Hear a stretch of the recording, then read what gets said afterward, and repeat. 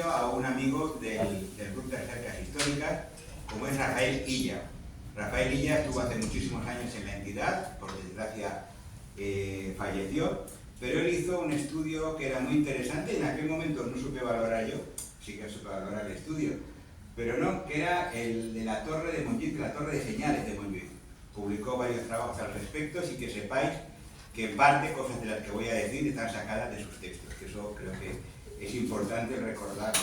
Y también quería, agradecer muchísimo a todos que hayáis venido, pero especialmente a Manuel Clemente Ochoa y a Concepción Hernández. Fueron profesores míos en el instituto. Bueno, ella no, ella estaba por allí, no la tuve directamente como profesora, pero él sí. Y me aprobó, lo cual, los que sepáis cómo dibujo, porque daréis mucho más mérito al profesor que no al alumno, porque realmente fue todo un mérito que se atreviera a aprobarme en aquel momento mi dibujo, porque mi capacidad para dibujar siempre ha sido nula. Espero que mi capacidad para la historia sea mejor, que eso es importante. Y nada, quería eso, agradecerles especialmente a ellos que hayan venido hoy, porque me hace mucha ilusión, y a todos también, evidentemente, a todas las personas que se habéis desplazado, sobre todo en un día como hoy, que parece que amenaza lluvia. Empezaremos ya, si os parece. Bueno, esto que aquí tenemos es un plano de Van der Vingarde. Es del año 1563 y es Barcelona, ¿de acuerdo? Es la ciudad de Barcelona. Entonces, aquí podéis ver esta curiosa torre, que tiene como unas cosas que están colgando de la misma, ¿lo veis, no? Sí. Es la torre de señales de la que yo antes hablaba, que había investigado Rafael Illa en su momento. Aquí tenemos la torre de señales. Entonces aquí tenemos Barcelona, la ciudad de Barcelona, que está a sus pies. Este mapa en realidad es más grande y luego lo veremos, ¿eh? Pero aquí he querido, digamos, ampliar esta zona porque valía la pena enseñaros que estas son las atarazanas de Barcelona y estas son las Ramblas. ¿Vale? No hay nadie haciendo figuras de estatua humana, con lo cual parece poco que sea las Ramblas, pero os aseguro que son las antiguas Ramblas de Barcelona, y aquí está Barcelona. Y esta es la muralla del siglo XV. Si subís por el paralelo, cuando justo estéis en las atarazanas, veréis una muralla muy gorda. Es esta muralla. Curiosamente, al lado de esta muralla, en el Museo Marítimo, están los restos de Castelldefels del barco que se encontró en el canal de Piragüismo, que es del siglo XIV. Y me acuerdo que la dirección del museo, cuando estuve con ellos en el montaje de la barca, me dijeron que la vida ha llevado a esto, pero está muy bien que justo este barco se hundió cuando se levantaban estas murallas. Es decir, casualmente que sepáis que vais a ver el barco del canal de Piragüismo, que es muy chulo como visita, que está justo al lado de esta muralla, por la parte interior de las atarazanas. Por lo cual, que sepáis eso, que las murallas que están por fuera y que el barco que está por dentro están relacionados, no muy directamente, pero un poco sí. Y entonces, aquí detrás, que esto es lo interesante, está el Garraf. Por ahí está Castelldefels. Por aquí podéis ver alguna especie de barco que está a lo lejos, pero aquello está, Castelldefels para por allí. Entonces, como podéis ver, desde Barcelona no se veía lo que pasaba allí. Está toda la mole de Montjuïc en medio y eso era un problema enorme, porque no veía lo de arriba. Por lo tanto, hacía falta que hubiera un faro, hubiera una atalaya arriba que avisara de las cosas que iban pasando. Por si no quedaba claro, ahí estaba Castelldefels y ahí está el Garraf, ¿de acuerdo? Y ahí tenemos la torre que se ve un poco más grande, y aquí tenemos algo que pone la Fersana o algo por el estilo por aquí debajo. Este es el cuadro en su totalidad, con toda la vista de Barcelona y la vista de esta zona que después será muy importante en nuestra historia. Porque posiblemente el Quijote en Barcelona entró por esta puerta.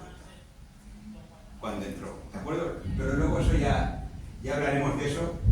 Si el cielo no se nos cae sobre nuestras cabezas, como quería Abraham.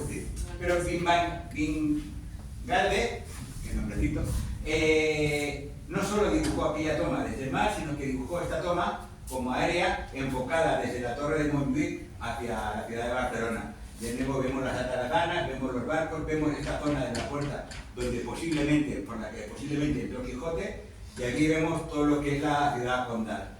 se me hace difícil por aquí distinguir muchos detalles de la ciudad más allá de la Rambla. Estas torres supongo que son por la zona de la catedral, pero no estoy muy seguro.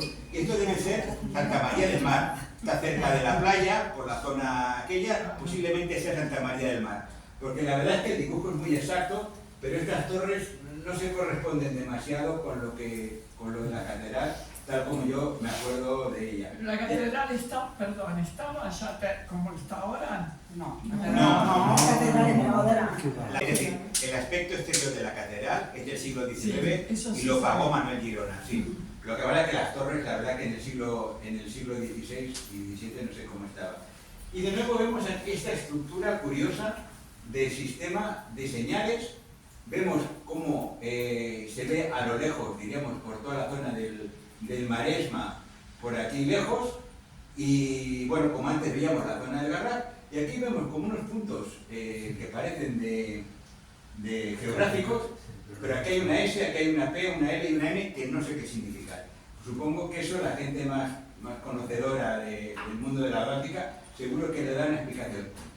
Pone Montjovi, que es el nombre de Montjuic, ¿de acuerdo? Entonces se creía que venía de monte de Júpiter, de alguna manera, ¿eh?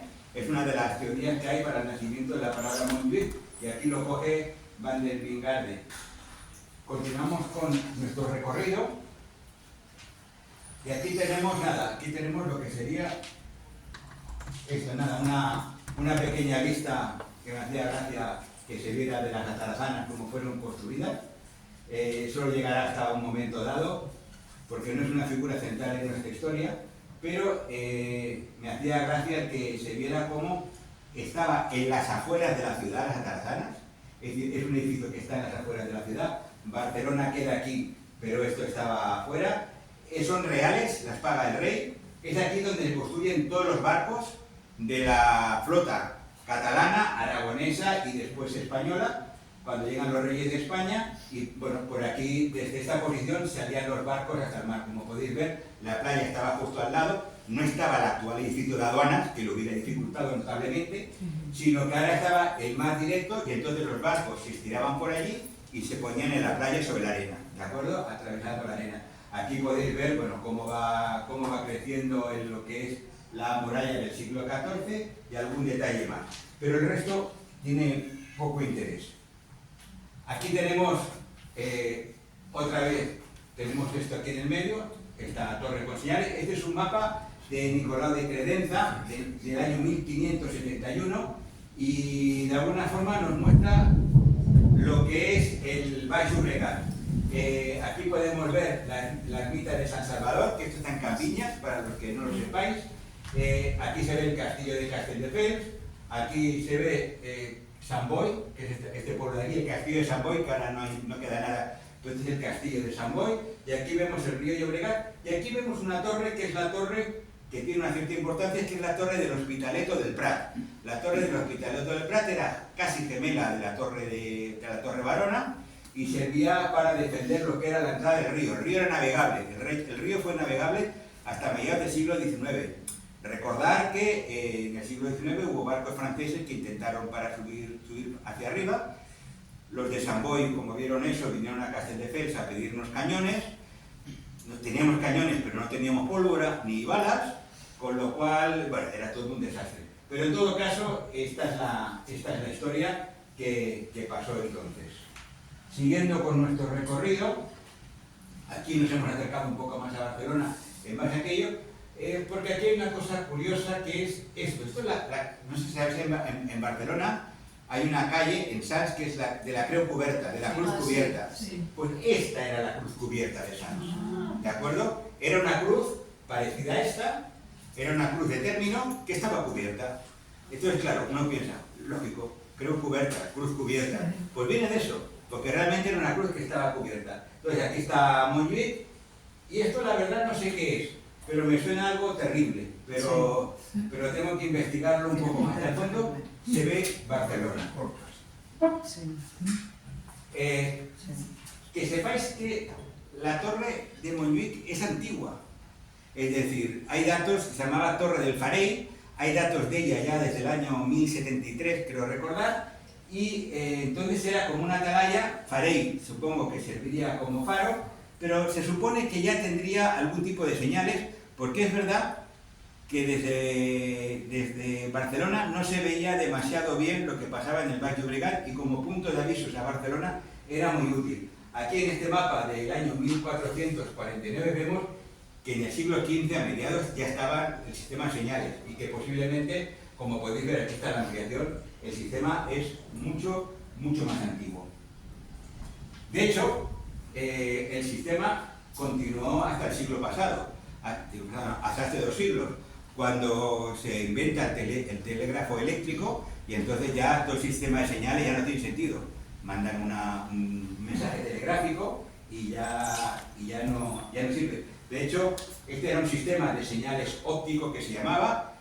El de este momento era el sistema evolucionado ya del siglo XVIII, que era un sistema que comunicaba Barcelona con Madrid. Es decir, había una serie de sistemas similares que podía permitir enviar mensajes ópticos cambiando las señales desde Barcelona a Madrid y a otros puntos de la península gracias al mismo. Ahora en la torre de Montjuïc se conserva esto, pero la verdad es que nadie sabe lo que es decir, nadie en el entorno de Montjuïc sabe bien lo que es, y la verdad que es muy chulo porque nos recuerda un tiempo en el que no había móviles, no había juegos para móviles tampoco, pero la gente se podía comunicar, bueno, exprimiéndose un poco la cabeza mediante este sistema óptico de señalización.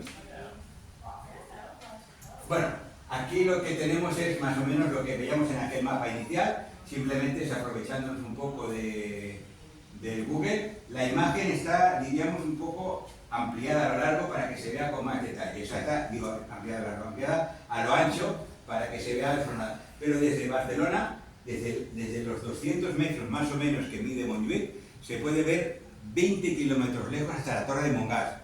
La Torre de Montgas, es decir, desde allí ya había un punto que servía para señalizar cosas. Y desde aquí, desde la Torre de Montjuïc, como podemos ver, que también está ampliado a lo largo, que se ve Montjuïc muy grande y el Garraf también se ve excesivamente grande, lo que servía era para avisar a Barcelona mediante las torres de señales de lo que estaba sucediendo por aquí. ¿De acuerdo? Tenía un interés y pensar que más allá de aquí no se podía ver en ningún caso, porque estaba el Garraf. Era muy importante para los de Barcelona y para todo el mundo que en Castelldefels, que estamos en la frontera con el Garraf, hubiera un espacio que pudiera señalizar si llegaban piratas. Había en ese momento, estamos hablando del siglo XVI, a mediados del siglo XVI, porque antes estaba la expansión del Imperio Otomano. El Imperio Otomano por tierra, desde 1453, que había tomado Bizancio, había seguido creciendo. En 1529 asedia la ciudad de Viena, que es una cosa que la gente no suele recordar. En 1686 volverá a asediar Viena, a la gente se le mete una idea y continúa con ella hasta que la consigue o le invitan a que deje de conseguirla. Y en este caso concreto fueron los Habsburgo, que fueron todos los reyes que estaban por la zona de Alemania y los que estaban en España, que se conocen como Austrias, los que trataron de salvar Viena para que los turcos no entraran en 1529. ¿De acuerdo? Pero por el mar pasaba lo mismo. El mar, ellos estaban, diríamos, constantemente enviando flotas. Los hermanos Barbarroja, por ejemplo, eran unos piratas que eran almirantes de la flota turca y eran 2 hermanos nacidos en la isla de Lesbos. Es decir, trabajaban por aquí. Su flota era de 200 barcos, un poco porque no penséis que era un barquito o 2 o 3, eran 200 barcos. O sea, que era un de unido. Y no solamente era una brutalidad, sino que luego otros piratas que estaban bajo sus órdenes, como Turgut Reis, Reis quiere decir almirante, que aquí se conoce como Dragut, también era almirante. Y luego tuvieron otro que era Ochalí, que también tenemos un gigante en Castelldefels, que era de Calabria, pero era converso, que también este pirata también de alguna forma estuvo cariño. Bueno, pues ellos en realidad entre el año 1525 y el año 1570, hasta la batalla de Lepanto, dominaron todo lo que era el Mediterráneo occidental, mucho más que la flota del rey español, y mucho más que la flota genovesa o que la flota de la Liga Pontificia y tal. En la batalla de Lepanto hay un pequeño cambio de situación, en 1571. Para que os hagáis una idea, en la batalla de Lepanto combatieron unas 150.000 personas en más de 500 barcos sobre el mar. Digo porque pensaros vosotros lo que eran 500 barcos de madera puestos en una extensión que era el estrecho de Corinto, con unas 150.000 personas más o menos combatiendo encima de ellos, y de los que nadar sabían 15. Entonces los barcos iban luchando entre ellos, iban todo el rato, diríamos, guerreando entre ellos, iban hundiendo y tal. Ahí estuvo Cervantes, esa es nuestra historia, y Cervantes allí perdió una mano. Y entonces fue al volver cuando, bueno, tuvo las vicisitudes que después veremos. Y aquí tenemos la Torre Barona. Entonces, tanto la Torre Barona como la Torre 5, o de homenaje del castillo, la misión que tuvieron fue la de avisar en el caso de que hubiera algún peligro. La Torre Barona, como sabéis, está encima de una montaña, la montaña en la que está también el hotel ahora Rey Don Jaime, pero que en principio esta fortaleza, que es enorme, servía básicamente para dar avisos, para proteger mínimamente la costa. Pero la costa no mucho, lo de protección de la costa, porque ese no era el punto de interés. El punto de interés era realmente avisar. Los ataques de los piratas, de los corsarios, eran ataques rápidos siempre. Es decir, no venían a quedarse, no venían a conquistar. Los piratas venían a por un botín. El botín solía ser, muchas veces solían ser esclavos. Venían a la búsqueda de esclavos. Claro, la riqueza que podían encontrar en Castelldefels era poca, pero lo que sí que podían coger era esclavos y esclavas. Los esclavos, como luego le pasará a Cervantes, se podía pagar por ellos y ellos volvían. Las mujeres no. ¿Por qué? Las mujeres que eran ricas, si vosotros veis la Marisel, veréis cómo el capitán parece muy buen chico porque la protege a ella. En realidad la protege a ella por un interés personal. Si ella es deshonrada, no vale nada. Si ella no es deshonrada, y perdonad la palabra antigua, deshonrada, sí que vale. Por lo tanto, el capitán intentará en todo momento a las mujeres de la nobleza que no sean deshonradas, por decirlo de una forma suave, porque en la medida que lo sean, pierden valor, como suena. Sé que la palabra es muy bruta, pero hay que decir las cosas como son. Los hombres nunca perdemos la honra. Eso es bonito. Pero ellas sí. De manera que cuando ellas eran capturadas, por decirlo de alguna forma, por los piratas, es decir, si los piratas veían que ellas podían tener dinero, las respetaban. Pero si no, no. De manera que Cervantes fue rescatado al cabo de 4 años, creo que en 1579, algo por el estilo, pero si había mujeres en su barco, nunca serían rescatadas. Porque una vez subiendo al barco, sabía la gente que posiblemente serían forzadas, que perderían la honra, y ya ni el marido ni la familia las quería que volvieran. De manera que ya las dejaban como rehenes en donde fuera, ellos se volvían a casar, o lo que fuera, o no, eso ya cada uno según sus posibilidades y méritos, pero en todo caso, ellas ya no tenían rescates, ellas quedaban para lo que fuera en el país que las capturaran, ¿de acuerdo? Y eso a veces es importante recordarlo, diremos un poco cuando hablamos del pasado, de que a veces entre hombres y mujeres hay diferencias más allá de lo que parece. En el castillo en la Torre Barona había un par de cañones. Estos fueron los cañones que en el año 1808 vinieron a buscarlo de San Boi cuando subían los franceses por el río. Y estos cañones estaban aquí arriba, en la Torre Barona, para defender de posibles ataques de piratas, en ese momento no, de los ataques de unos ingleses que estaban cerca de la costa, porque hasta ese momento España era aliada de los franceses y enemiga de los ingleses. Entonces tenía los dos cañones, no te preocupes, apuntando voy a explicar una historia y tú sabes cosas. Iban los dos cañones, estaban apuntando al barco inglés para ver qué pasaba. Entonces los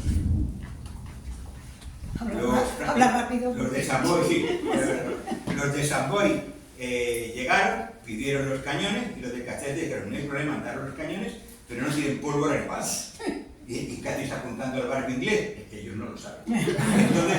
Entonces la cosa es que, como en ese momento les explican, no, es que ahora ha cambiado esto, los ingleses ya no son enemigos, ahora son amigos, y los franceses ahora son los enemigos.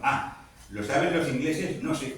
Entonces, envían un barco, tal como suena, a preguntarle a los ingleses si nos dan balas de cañón. Esto lo recoge, ¿cómo se llama? Capmany, lo recoge en una magnífica historia, lo recoge Capmany, que también es un amigo. El caso es que lo recoge Capmany, entonces fue un tío en barquita a preguntar a los ingleses, tú calcula, uno de aquí del Baix Llobregat a un inglés, ¿qué cantidad de idiomas habría? Si ahora ya los chiquitos cuestan pillar gente que hable bien el inglés, tú calcula hace 200 años. Bueno, pues el caso es que fue allí, el capitán del barco le dijo, sí, que de acuerdo, si es contra los franceses, ya me va bien, les dieron balas de cañón, les dieron pólvora y se llevaron para San Boi y no han devuelto los cañones. ¿Estás en San Boi? Han pasado 200 años y no han devuelto los cañones. Alguien tenía que decirlo. ¿Tenemos balas? ¿Tenemos balas? Para ir a Tendríamos que buscar con qué material. Así os he puesto esta figura porque me hacía gracia que la vierais. Como, es decir, porque una de las cosas que cuando luego os enseñaré un gráfico de por dentro de la Torre Barona, cuando lo vi por dentro, yo no me he atrevido a subir a Torre Barona por vértigo, Digo, es un camino muy estrecho y tengo mucho miedo. Bueno, amigos que han subido me dijeron que era muy difícil cómo podían subir cañones tan grandes allá arriba. Bueno, se hacía por un sistema de doble colea y no había almenas. Claro, y no había almenas además porque si había almenas el cañón hubiera destruido las almenas, no tenía mucho sentido. De manera que había una especie de almenado bajo para que el cañón en un tiro curvo pudiera dar, diríamos, a los barcos enemigos. Pero voy a enseñar que esto es una vista hecha con un programa que se llama Polycam, que va en un móvil. Entonces entran dentro de la torre, entran por fuera y le permite una cierta reconstrucción para que la misma imagen, como veáis, se vea por dentro y se vea por fuera. Está en un móvil. Entonces, algunos amigos como Javier y otros del Grupo de Recercas Históricas, te digo porque vale la pena hacerse socio, porque algunas cosas le ganan, ya lo han visto, pero tiene su gracia cómo se reconstruye esto con un móvil y cómo se puede ver el interior y el exterior al mismo tiempo. Fijaros que arriba hay muy poca almena, porque hasta cierto punto no tenía mucho sentido tener almenas si tienes cañones arriba que tienen que disparar contra la gente y tienes que moverlos con un poco de gracia. Esta es la vista del... No, ya me había cansado de la vista. Y aquí tenemos lo que sería una vista que el don Ramón Morero, que sí que se atrevía a subir aquí arriba, me hizo el favor de tomarme desde la cima de la Torre Barona, donde se ve el castillo de Castelldefels y se ve allá a lo lejos, se ve el castillo de Montjuïc. Esto con un teleobjetivo se ve más o menos desde allí el castillo de Castelldefels. ¿Por qué importa eso? Bueno, porque también se veía desde aquí, lo que pasa que aquí, estaría por aquí, también se vería la Torre del Prat. Pero como no se vería muy clara, lo que había es que se encendía humo, evidentemente, de día, o se hacía fuegos por la noche si se atisbaban piratas. Porque desde Barcelona no eran capaces de ver si los barcos eran de pesca o eran barcos piratas, con lo cual hacía falta que desde Castelldefels avisaran. Seguro que no era por cañonazos, porque no creo que desde Barcelona oyeran los cañonazos que se daban desde aquí, sobre todo cuando el viento, diríamos, pujaba en contra de lo que era el cañonazo, con lo cual era humo y era fuego. No eran señales, podía haber sido, pero tampoco se hubieran visto. De manera que aquí se ponía humo y fuego, humo además, por lo que dicen las crónicas, de madera verde, porque es la que más humo crea, otro tipo de madera no crea tanto humo, esa madera que tanto odiamos en las barbacoas, pues era la ideal para ellos, porque generaba mucho humo, aunque muy poco poder de brasa, pero para ellos era ideal, y ese humo se avisaba a Barcelona de toda esta cuestión, y eso era muy importante. Aquí tenemos esta torre, que es la llamada Torre 5, que también hay gente que la llama Torre del Homenaje en el castillo, que es, desde aquí se veía la Torre Barona, se veía también el castillo de Montjuïc, con lo cual se veía también la Torre del Prat, con lo cual era otro punto que servía también para avisar directamente a Barcelona en el caso de que se vieran piratas en la costa. Aquí tenemos aquí se ve esto exactamente, que aquí está Montjuïc, creo que era un poco reiterativo, y aquí lo vemos en grande, con teleobjetivo de ahí, que fijaros que se ve, diríamos, con teleobjetivo, sí.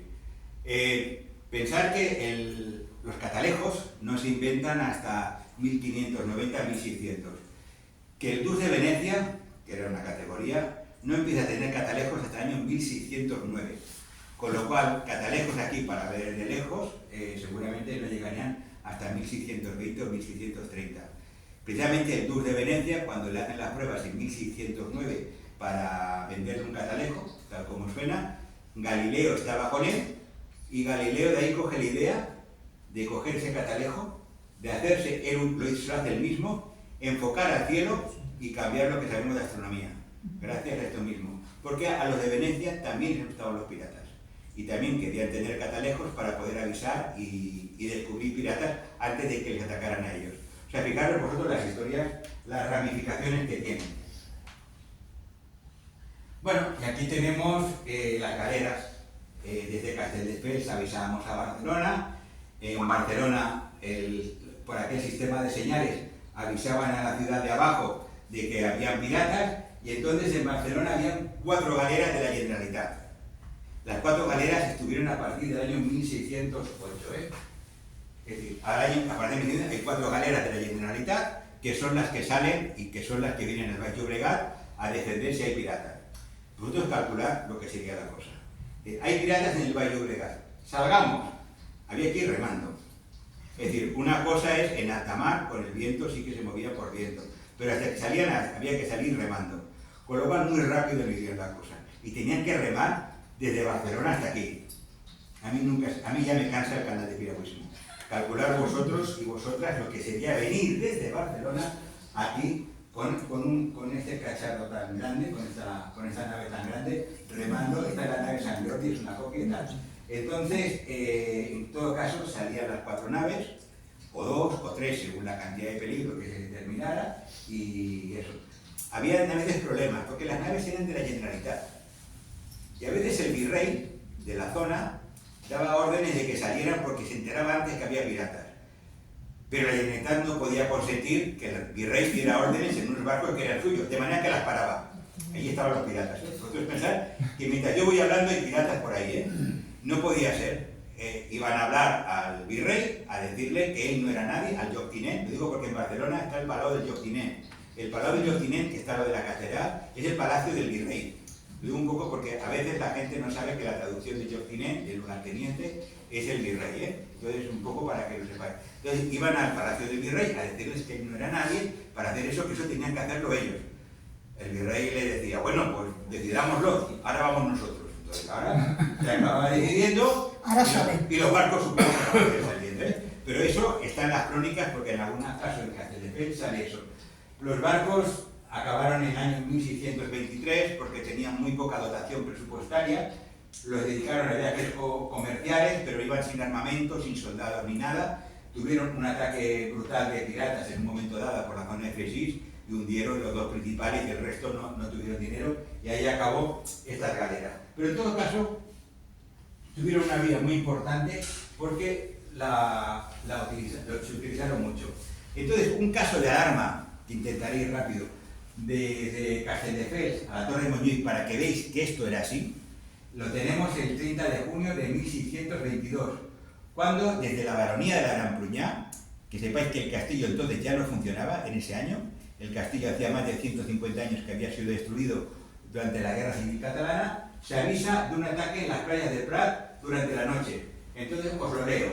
Dijous a 30, dia de la conmemoració de Sant Pau, en la matinada, entre las 12 y la 1, arriba a Barcelona un avís de Joan Sentmenat. Joan Sentmenat era el barón de la Gran Pruñá en ese momento, ¿de acuerdo? Trameix des de Gran Pruñá o Castelldefels. Fent a saber que molts moros havien desembarcat en Loprat, partida que és entre la ciutat i el castell Ribera del Llobregat. Arribat l'avís, lo donaren als consellers, isqueren moltes caixes per ciutat, sobre los tambores, tocant alarma i cridant los rebatos dels moros, de manera que en continent se posa tota la ciutat en armes i amb tant nombre de gent que sols en la muralla de mar passaran de més de 25.000 homes, tots amb arcabús, espasa y daga, porque venían piratas. Pero el aviso había venido de Castelldefels, ¿de acuerdo? Porque los piratas llegaban desde allá, venían por poniente, por el oeste. Y entonces, bueno, salieron todos estos en 1622 y como veis montaron una buena.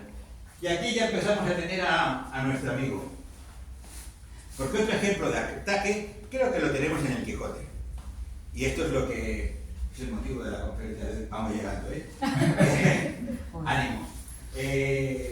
Y esta fue lo que Don Quijote vivió en el puerto de Barcelona y que quizás había vivido también Miguel de Cervantes en la capital catalana en algún momento de su vida. ¿Estuvo él en Barcelona?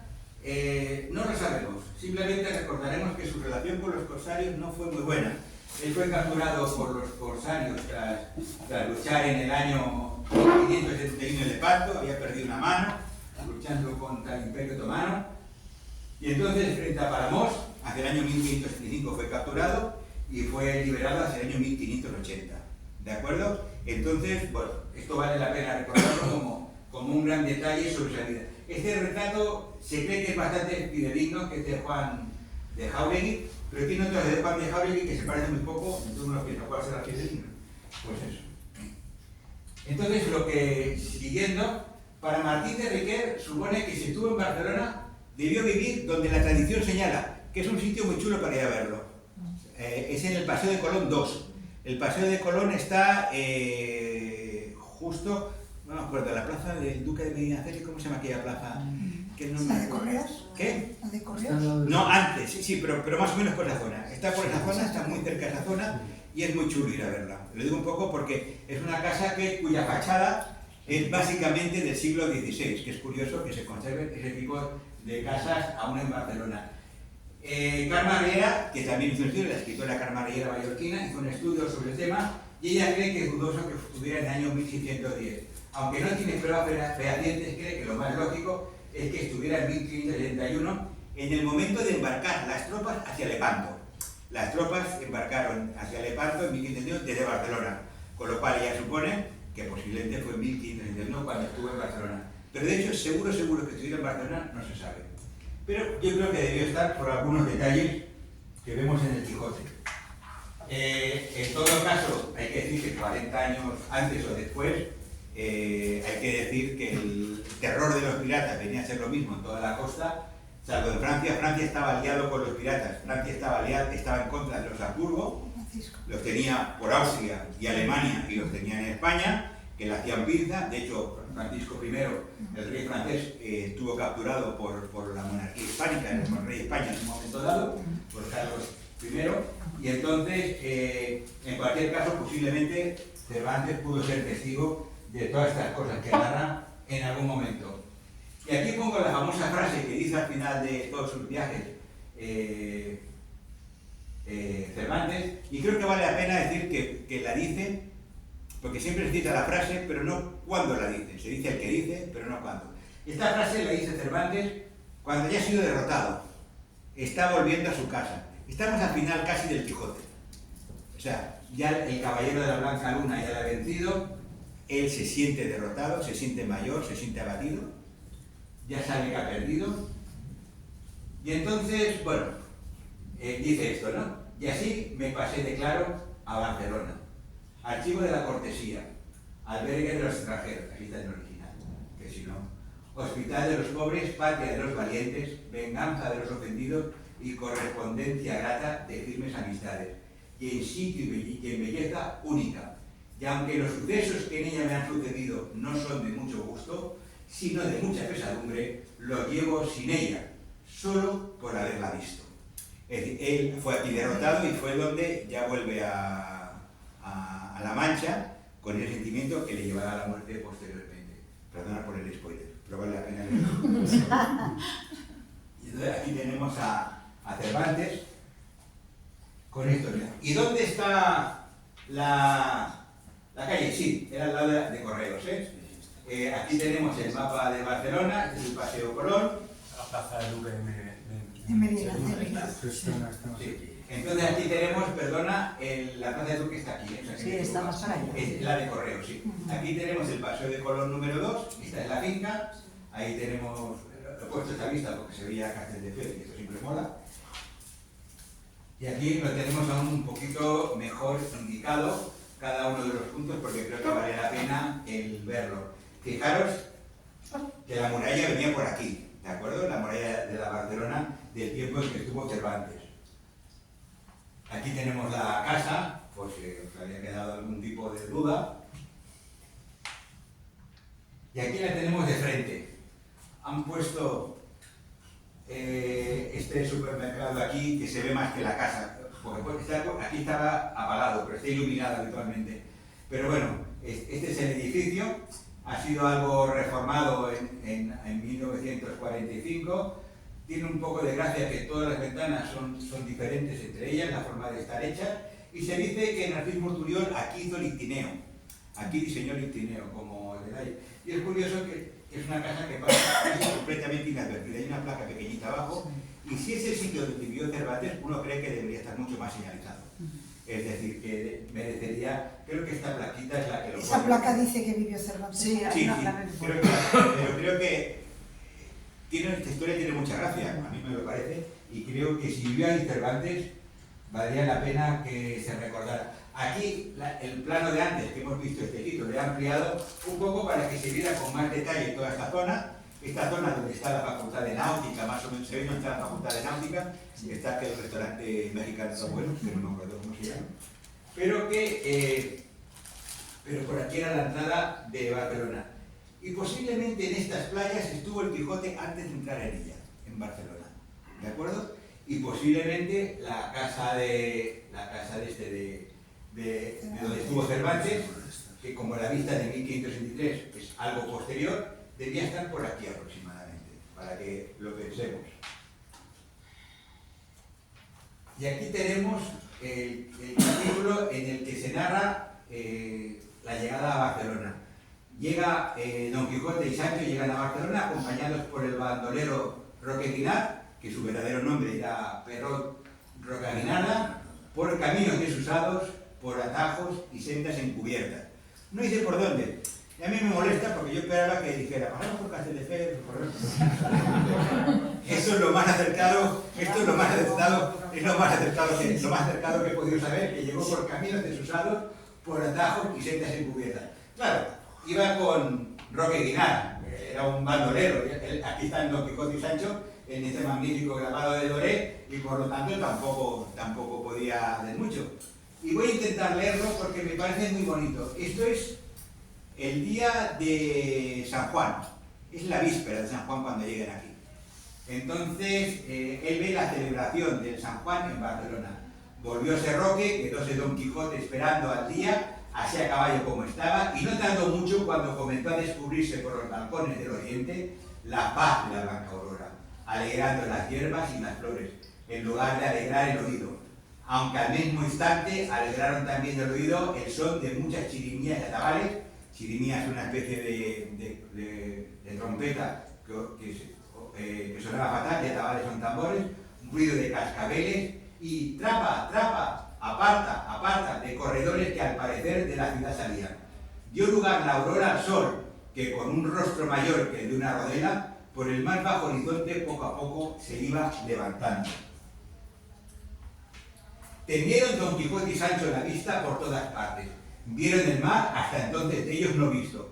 Eran de la Mancha, nunca habían visto el mar hasta ese momento. Habían llegado de noche por caminos desusados y en ese momento se ilumina y ven el mar. Este es otro grabado de Doré, de la noche que pasaron junto al mar. Sancho, como se ve, está dormido. Tendieron Don Quijote y Sancho la vista por todas partes, vieron el mar hasta entonces de ellos no visto. Parecióles espaciosísimo y largo, harto más que las lagunas de Ruidera que en la Mancha habían visto. Vieron las galeras que estaban en la playa, las cuales, abatiendo las tiendas, se descubrieron llenas de plámulas, que son como una especie de banderolas, y gallardetes, que tremolaban al viento y besaban y barrían el agua.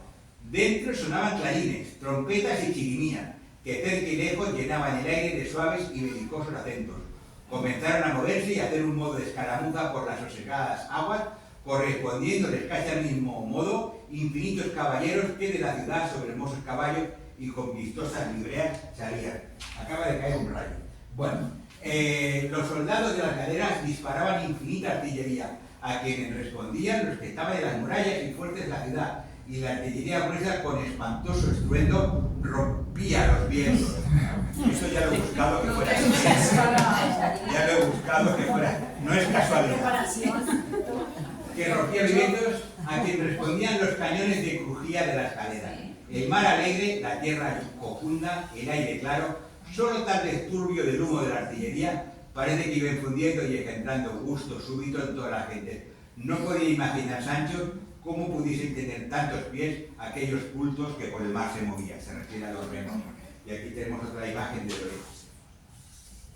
Bueno, he querido leer ese fragmento porque me parece brillante de esa llegada a Barcelona. Él entra, en ese momento, él entra por, esta es la parte de la Plaza Palau, de toda esa zona que está eso. Él entra por aquí, él empieza a tener una serie de aventuras con condes del sitio y les hacen bromas y no sé qué. Vemos aquí las atarazanas, este cuadro es del año 1572 por un pintor flamenco. Y aquí vemos eso, cómo el mar estaba lleno de barcos por todas partes. Aquí tenemos imágenes de Doré, de esa entrada en Barcelona de Don Quijote y Sancho, en el que de alguna forma son motivo de admiración de la gente. Y esto lo pongo porque esta es la vista más o menos desde Colón de la torre de Montjuïc, en la cual se puede ver perfectamente en la torre, se puede ver que arriba es el aparato de hacer señales, se podía ver desde abajo. Aquí es una vista un poco más cercana, desde esa zona y desde Atarazana se podía ver, diríamos, la torre de Montjuïc. Y aquí viene un poco cuando ya llegamos al capítulo principal. En el capítulo 63 del Quijote se habla precisamente de las 4 galeras de la Generalitat, porque ellos van a verlas, porque es una cosa muy chula. Las galeras eran enormes, prácticamente, tenían muchísimos, tenéis que ir a ver al Museo Marítimo lo que es la galera real de Don Juan de Austria, la reproducción que hay ahora, y fueron a verla. Ahí le gastan una broma a Sancho, lo llevan en los mozos lo llevan en brazos por aquella zona, ya no le gusta, pero bueno, en esta última peripecia del caballero de su viaje a Barcelona y sobre lo que le sucede, se mezcla en especial en Barcelona lo que es la ficción y la vida real de su tiempo, y eso es importante decirlo. Es decir, en Barcelona no es el mismo Quijote que hemos visto hasta ese momento. Él ya no siempre es el protagonista de la novela, él no siempre es el centro. La historia pasa, diríamos, junto a él la puede provocar en algún momento, y que cuando combate con el caballero de la Blanca Luna sí que él es el protagonista, pero hay muchos momentos en que él deja de ser protagonista. La historia es muy realista. De hecho, se puede llegar a saber que la historia debió pasar en el día de San Juan de 1610, porque si estaban las 4 galeras, y sabemos que las galeras acaban de hacerse en diciembre de 1608 y se destruyen en 1623, y sabemos que Roque Peraguinarda, el bandolero, en 1611 se arrepintió, pidió perdón y fue indultado y dejó de ser bandolero. Esto debió pasar entre 1609 y 1610, y posiblemente por detalles menores se puede saber que la historia pasó en San Juan. Y entonces, en la novela, en un momento dado, Don Quijote escucha a un marinero gritar: señal hace Montjuïc de que hay bajel de remos en la costa por la banda de poniente. Y uno piensa, dice señal, no dice fuego, ni dice humo, ni dice cañonazo. Seguramente es nuestra torre de señales, es lo que yo pienso, Está, diríamos, hablando de la torre esa, que en general esto no suele salir en los libros sobre el Quijote, porque generalmente los filólogos esa parte seguramente no la suelen conocer, aunque Martín Requer creo que lo debe saber todo. El caso es que dice que hay un bajel de remos en la costa por la banda de poniente. Por la banda de poniente es la banda del oeste, la del Baix Llobregat. Esto es importante. A lo que su general contestó: ¡ea, hijos! No se nos vaya. Algún bergantín de corsario de aquel debe de ser este que la atalaya nos señala. Y bueno, y aquí comienza una nueva aventura, con una pequeña batalla naval en la que hubo hasta muertos, y en la que en todo caso el Quijote sube del barco, pero el Quijote no hace nada. Simplemente es un testigo de lo que está pasando. ¿Qué sensación tengo yo? Bueno, que Cervantes en este momento recuerda lo que él ha vivido en tantos momentos, se da cuenta que el Quijote, aquí en sí mismo, un tío de la Mancha, tenía poca cosa que hacer en este contexto, y bueno, narra un poco cómo tuvo que ser, diríamos, la caza de este barco que estaba aislado. Llegáronse luego las otras 3 galeras, habla de 3, no habla de 4, a la capitana a saber lo que se les ordenaba. Mandó el general que las 2 salieran a la mar y él con la otra iría tierra a tierra, o sea, iría muy cerca para que así el bajel no se les escaparía.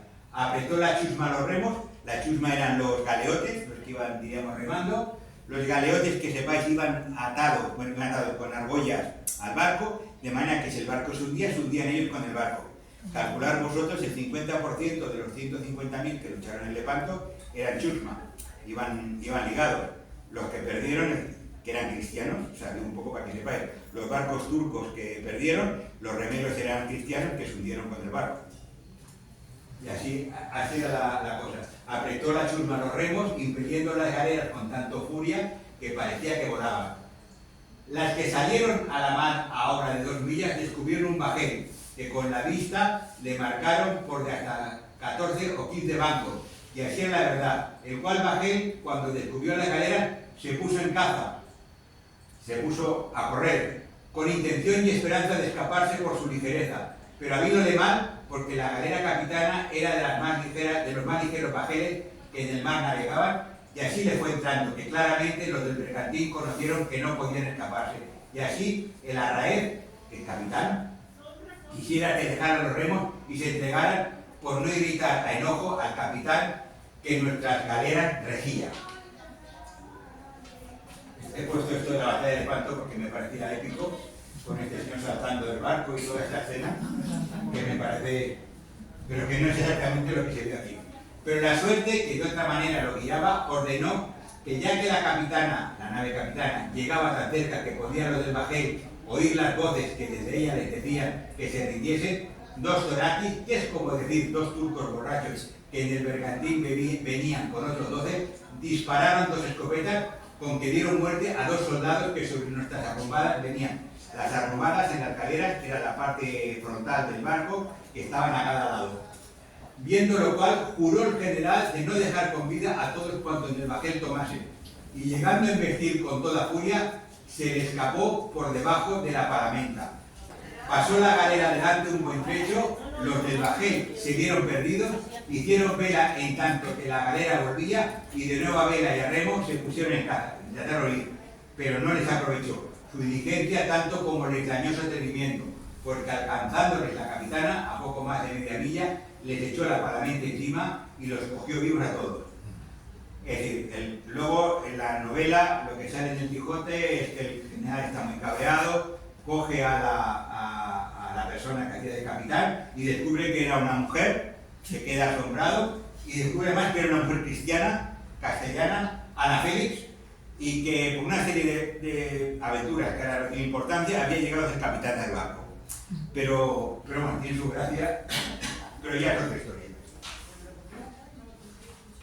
Entonces, volvemos aquí al Baix Llobregat. Esto viene a ser el Baix Llobregat, Castelldefels está aquí, que lo veis vosotras. Estas son barracas, son las boutigas, lo digo un poco porque está por aquí detrás. Nosotros ahora debemos estar por aquí en el agua, lo digo porque estos terrenos que hemos ido ganando al mar en los últimos 300 años, este es el término de Castelldefels, el camino real de Valencia, y entonces, bueno, tiene su gracia porque vale la pena ahora recordar en este momento final, bueno, aquí explico un poco esto que he estado explicando ahora de detalles del Papa, que no vale mucho la pena. Aquí lo que vale la pena recordar es que justo por los años en que Cervantes escribió la segunda parte del Quijote, que piensa que se publica en 1615, sí. Es cuando la documentación nos habla más de la presencia de corsarios cerca de Castelldefels. Es decir, tenemos un ataque en el año 1550, pero a partir del año 1611 tenemos, como podéis ver, casi ataque por año. Los ataques no son de la ciudad de Castelldefels, son ataques en aguas de Castelldefels. Cuando hablamos de Castelldefels, hablamos también de las aguas del Garraf, de las aguas que están próximas. Tenemos ataques en 1611 documentados, 1613, 1615 y otra vez en 1615. Es decir, en 5 años, 4 alertas por presencia corsaria. La siguiente vez ya sería 1620, luego 1622 y finalmente en 1626, ya no hubo más.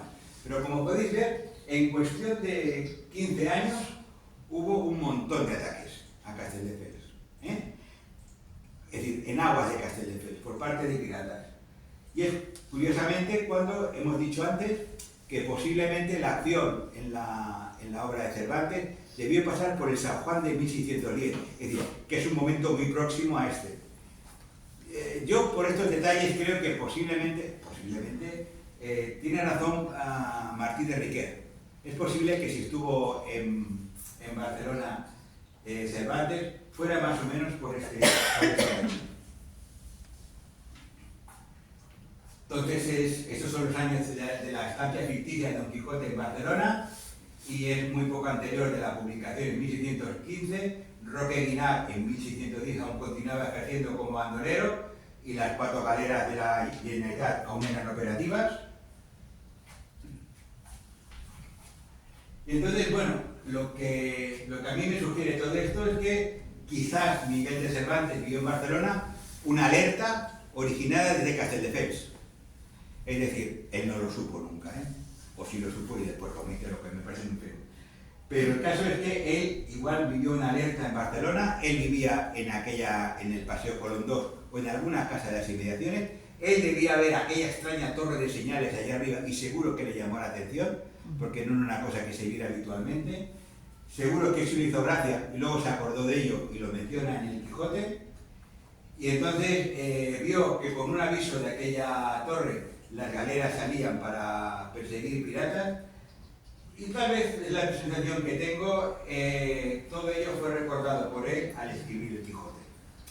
Y entonces, como pongo al final, Castelldefels o la Gran Coruña, pues es verdad, no salen en el Quijote, cierto, pero bueno, reconozcamos que por poquito, y que casi salen. Las forfa. Pero casi salen, ¿eh? Casi salen. Pero pensar que, fuera de bromas, es verdad que todo el edificio nos sirve para varias cosas. Una de ellas es para explicar lo tremendo que fue vivir en Castelldefels, que eran aquí no hay quien viva, a principios del siglo XVII, y que vale un poco la pena recordar. Y que si hubo más ataques en esa franja de años, fue porque en esos años estaban las galeras de la Generalitat.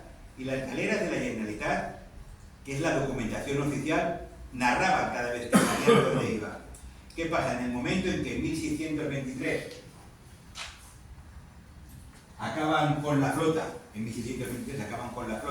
y en el momento que la construye en 1608, se la construye en 1608 y acaba en 1623.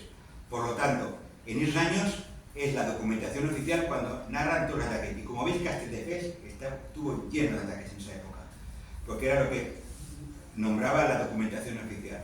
Después solo hay un ataque en 1626. La documentación lo recoge porque atacaron al virrey, al Lloctinent, al duque de Mendoza, que pasaba por Castelldefels, el hombre, y entonces lo van a atacar. ¿Y cómo sale en la documentación? Y antes, entre 1550 y 1611, que hemos visto en el ataque, Castelldefels no sale porque no había galeras reales y no está documentado los ataques. Entonces es chulo pensar que las torres que se construyen en Castelldefels, esa decena de torres que se van construyendo en Castelldefels entre el año 1559 y el año 1583 aproximadamente, se construyen porque debía ser constante esos ataques allá. Lo que pasa es que no están documentados. No lo sabemos, pero la presencia de piratas en la costa, de corsarios, debía ser completa. Y bueno, me ha servido esta historia, esta broma con el Quijote, que ya digo, yo estoy convencido de que quien avisó las torres señales posiblemente fue Castelldefels, porque no cabe otra explicación. Nos sirve un poco para explicar lo que fue Castelldefels del siglo XVI y ese miedo que tuvo la gente a los piratas. Y esto es todo.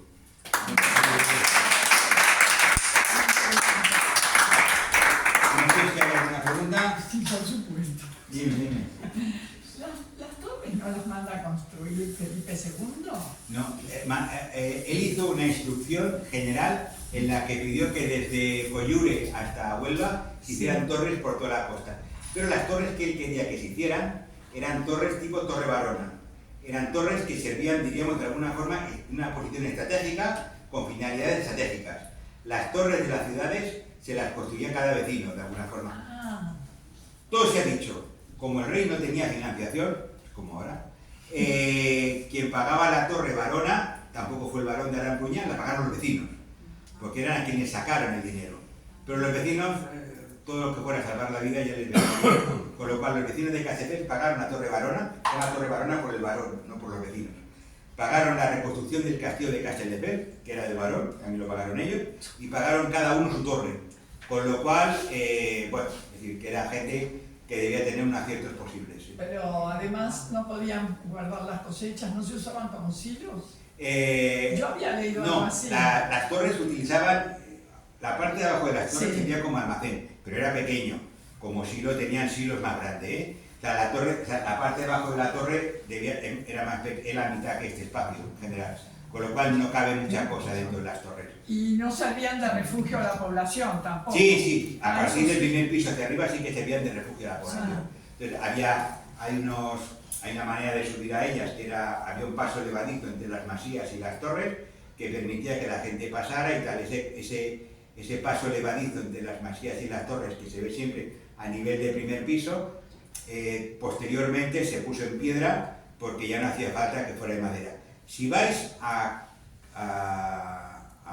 actual Espai Lloba, la Masía, el antiguo Casal de Cultura, y veis la torre de defensa, Sí. y miráis por debajo, veréis que por debajo del paso elevado que hay de la Masía a la torre, por debajo hay una pasarela de madera. Cuando hicieron el paso, los muy vagos, en vez de tirar la pasarela de madera, la dejaron abajo para que ayudara a sustentar, diríamos, pero no tiene ninguna finalidad. Está puesta por debajo porque supongo que es una reliquia de lo que había antes.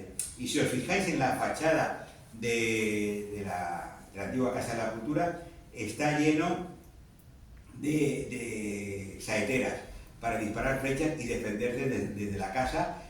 Ya no para disparar flechas porque entonces ya se utilizaban armas de fuego. Y es muy bonito el ver eso.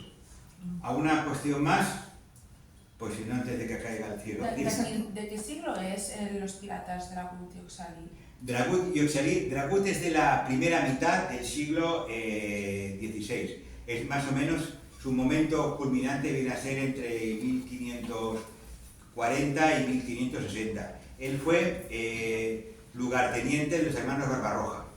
¿De acuerdo? Él era turco, él fue lugarteniente de los hermanos Barbarroja, él fue capturado por los cristianos, se le hizo remar, pero finalmente fue liberado porque pagaron, una idea desastrosa, le liberaron y volvió a dirigir, más cabreado que nunca, una flota turca en contra de los cristianos. Entonces, para él trabajó Ochalí. Ochalí era un converso, Ochalí era de Calabria, y fue capturado cuando era muy pequeño, entonces va ascendiendo en todo el ranking piratesco, fue lugarteniente de Dragut, de Turgut Reis, y Ochalí estuvo en la batalla de Lepanto, por ejemplo, dirigiendo un ala de la flota otomana en Lepanto. Lo digo porque Ochalí llegó muy alto, fue realmente un problema enorme y tal. Creo que Dragut ya no llegó a Lepanto, o sea, ya no, la vida ya no le dio para tanto, pero Ochalí sí que estuvo dirigiendo, pero ya debía ser su mayor, estuvo dirigiendo una ala de la flota otomana en la batalla de Lepanto. Son dos vías también muy interesantes, es decir, ambas. Entonces, a veces, os comento así sin entrar en mayores, hay gente que ha comentado que tener dos gigantes en Castelldefels dedicados a Dragut y a Ochalí, gente que tuvo un comportamiento, como muchos de aquí, con otros, verdaderamente salvaje con las personas detenidas, que es un poco banalizar lo que era la brutalidad de lo que pasó entonces. Pero bueno, han pasado 500 años y es posible que no sea tan grave. ¿Alguna cuestión más? ¿No? Pues eso. Muchas Estamos gracias. hablando antes de que Muchas llegue. gracias. Muchas gracias.